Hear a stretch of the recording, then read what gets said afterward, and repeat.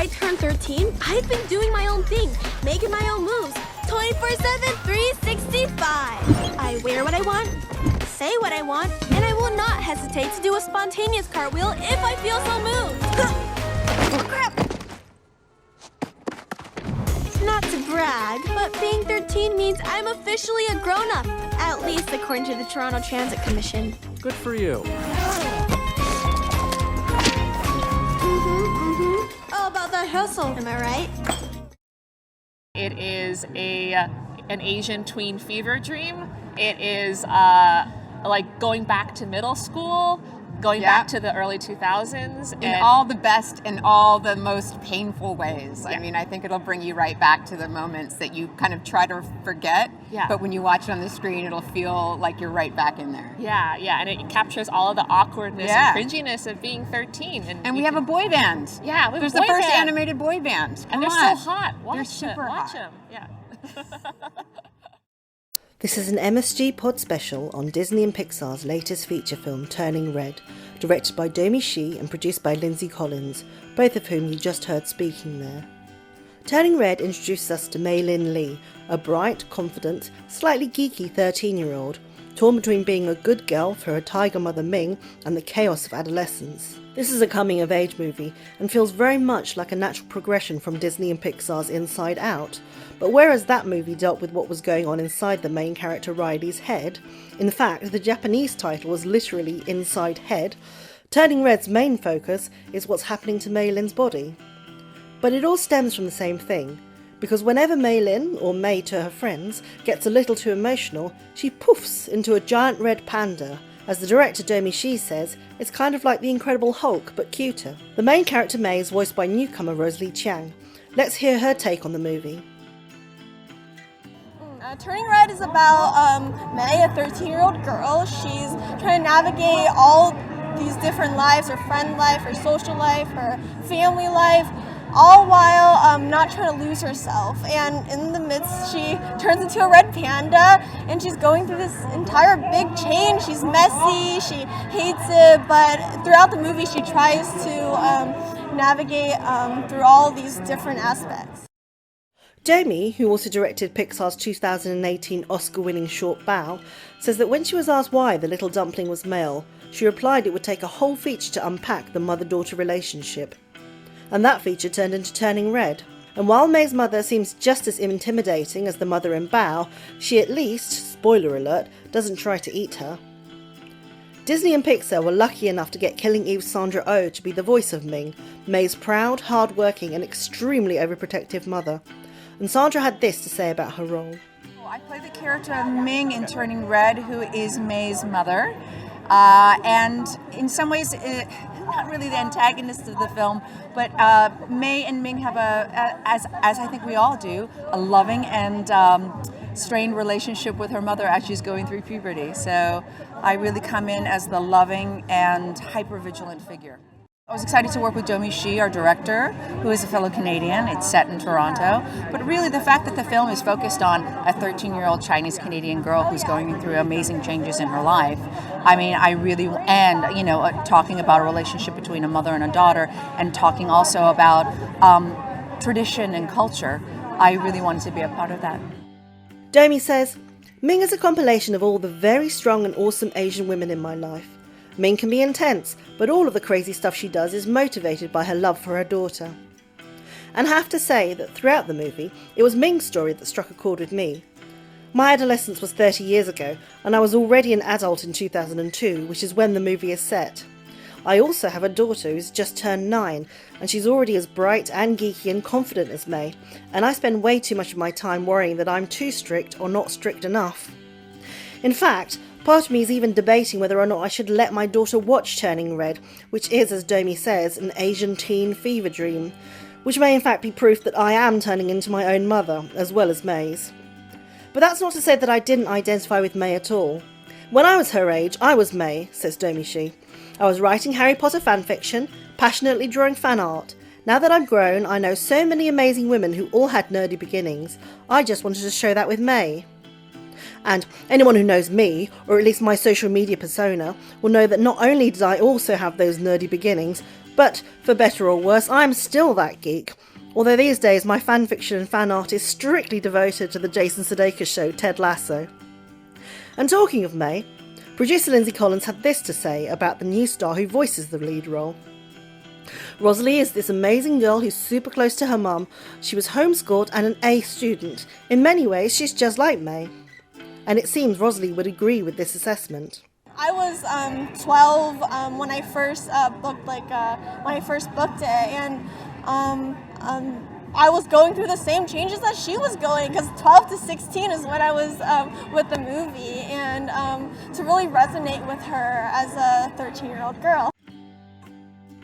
So now let's hear what Domee Shi and Lindsey Collins have to say about how Turning Red came together. So this film started in 2017. Yeah, 2017. 2017, and that's when I pitched it as an idea for a feature film to Pixar. And I was really just passionate about telling a coming-of-age story revolving around a girl, because I felt like when I was Mei's age, when I was 13, but there weren't a lot of stories that like talked about like all of the craziness that happens to you and your body and your emotions when you're going through puberty. So I really wanted to make a movie to give to that 13-year-old version of myself. And I think everybody at that time, we'd obviously had all seen Bao, and so we were like, what is she going to do in a feature film? And obviously when she pitched this one, everybody was on board almost instantaneously. Yeah. And so we started going into story and writing and editing, and that lasted for about a year until we kind of started to get stuff into production. And then just as we started to get stuff into production, oh look, there was a global pandemic. And star Sandra Oh found making a movie during these conditions an interesting experience. I went up to Pixar on March 9th of 2020, and I got this job and then never saw anyone again other than on Zoom, because actually making this film during the pandemic, we were all quite separated, but also it was such a loving atmosphere whenever we got together. Domee and Lindsey agree that in a weird kind of way, working out the logistics helped bring the team closer together. A lot of awkward Zoom meetings. A lot of awkward Zooms. Yeah, but we managed a lot of crying babies in the backgrounds, and dogs and gardeners barking, and all that stuff. But yeah, it felt like it was almost a flashback to the original days of Pixar, where we were trying to figure it out as we went along, which in a weird way kind of gelled the crew together, I think. And then fast forward to getting it all the way through post, and we actually got a chance to show it to the whole studio. It was the first time the studio had been together in almost 2 years, and we showed it to them in November when we finished it. So that was incredible. Yeah, it was kind of an incredible time. Yep.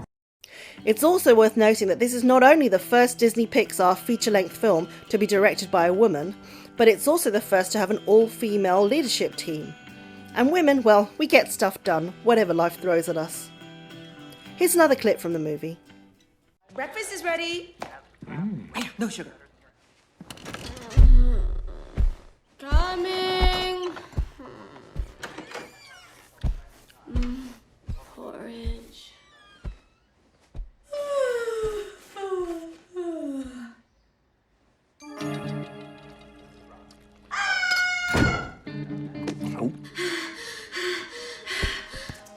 This isn't happening.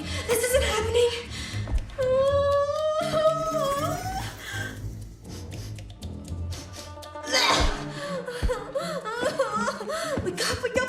Minnie, is everything okay? Don't come in here! Minnie, what's going on, honey? Are you sick? Is it a fever? A stomachache? Chills? Constipation? No. Wait, is it that? Did the red peony bloom? No. Maybe? Of course, earlier I said I identified more with the mother Ming than the main character Mei, but I then found myself experiencing the kind of mortification that Mei faces a number of times throughout the movie. Because thanks to the agency Media Hive, I was granted a video interview with Turning Red's director Domee Shi and producer Lindsey Collins. And then straight after I asked them my first question, the sound cut out at my end for no apparent reason, and I was so embarrassed that I wanted the earth to swallow me whole. Thankfully, they let me have another bite at the cherry. Right, let's pretend I haven't spoken to you yet. Okay. Hi ladies, I am Mimi from the MSG Pod. It's a food and culture podcast. Now that I've got you, I want to say huge congratulations because, Domee, the Oscar-winning Bao, Lindsey, the Oscar-winning Wall-E, I'm going to just fangirl for 1 second. Let's talk about Turning Red though, because this is why we're here. Set in 2002, which is when Domee was 13, I think, which is the same age as Mei-Lin Lee, who is our star. How much of you is in Mei? Yeah, a bit. Yeah, May is definitely inspired by the 13-year-old version of myself at that time period. Yeah, like I feel like she's like I was definitely as dorky and as obsessive as she was. I definitely had a secret sketchbook under my bed. My parents to this day have never found, hopefully.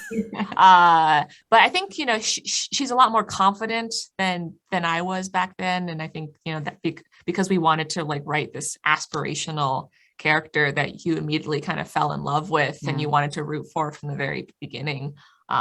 Yeah, she's like me, but like a little redo. Who you wanted to be a little bit. Who I wanted to be. Me. Gussied up a bit, yeah. And you mentioned the sketchbook scene. So that scene in her bedroom is, I think, one of the funniest things I've ever seen. Was that as fun for both of you to bring to life?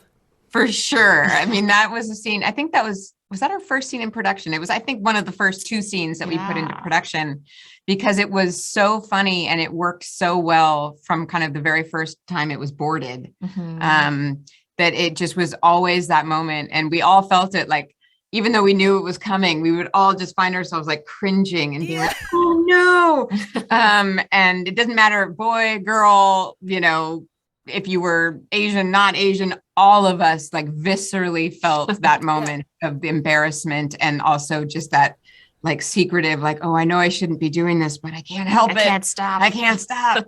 So yeah, that was, it was a fun scene. It's the red mist, which is kind of, I guess, sort of what happens when she turns into the red panda, right? That is her. So if you guys couldn't be a red panda, what animal do you think you would turn into when the red mist hits you? Oh, for me, probably like a feral cat. Only because I'm a cat person and I'm fussy and neurotic sometimes, like cats. I feel like I do that, like I'd arch my back and all my hairs would stand up and I would like do an awkward crab walk away and hide in a closet somewhere. What about you, Lindsey? I think for me, it would be like a lion or something, just because I think that they're fierce, but they're also there's something really kind of, I don't know, I think about them as being like maternal and being like kind of cute at the same time, which I love about the red panda, because as much as she's like this beast, or the way she thinks about it is a beast, it's not. It's so cute, at the same time, you're like, like her friends love it. And so I love that there's this kind of mix of both feeling like totally gross and uncomfortable in your own skin, but that everybody else is willing to embrace it and love it. So I like the mix. Completely. So Bao, just going back to briefly, it was notable for the lack of dialogue, but Turning Red is kind of the complete opposite. There's like non-stop talk and chatter. How was the contrast? Was that a challenge? How did that feel for you, Domee? Yeah, it was definitely a challenge to go from a short film that was only 8 minutes to a 90-minute feature. There's just so much more story that you're responsible for and so much more runtime. And you have the opportunity to go a lot deeper with exploring themes and emotions and the, drama between characters. And it was important for us like to make May feel like a real 13-year-old. So when she talks and like when she chats with her friends and hangs out with them, that the dialogue never felt too like adult. Right. That like when they were like talking to each other, that it still felt like she was a 13-year-old girl. So I feel very, very like proud of us. Yeah, you and Julia were so good at writing kind of dialogue that was funny and felt of the time. Sometimes I would be like, I don't know if my kids would say it that way. Or like there would be other people in the room like, that sounds a little too adult or too aware. But for the most part, like the dialogue was so funny that you guys would write and felt so real. Yeah. And it felt very specific to those characters, and I think it just made the animation, of it so much fun because they got to play around and they were given such a great script to play around with and then animate to. I don't know. I love the dialogue in the film. It makes me laugh. Yeah. The dialogue's beautiful. The visuals are beautiful. I love that it kind of goes from kind of quiet moments like when May's dad is cooking to like the showstopper at the end, which is just amazing, just beautiful. So yeah, just, huge kudos to both of you for that. I guess my last question to both of you. We do have to wrap up there. We're out of time. Okay, all right. Oh, no. Thank you. Bye, Mimi. Thank you so much. So as you heard there, I didn't get to ask them my final question, but it would have been to ask what they thought Mei would be doing now at the grand old age of 33. Me, I'd like to think that she just directed her first feature-length movie. Directed by Academy Award winner Domee Shi and produced by Lindsey Collins, Turning Red launches exclusively on Disney Plus on March 11th, 2022. This was the MSG Pod Turning Red special, and I'm going to leave you all with the trailer. All right, guys, the quadratic formula. Let the fun begin. Who could tell me how the formula begins? X equals...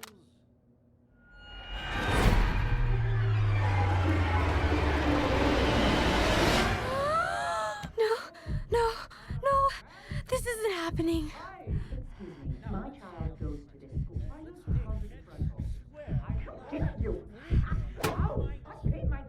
What is that? All right, settle down, little goblins. No.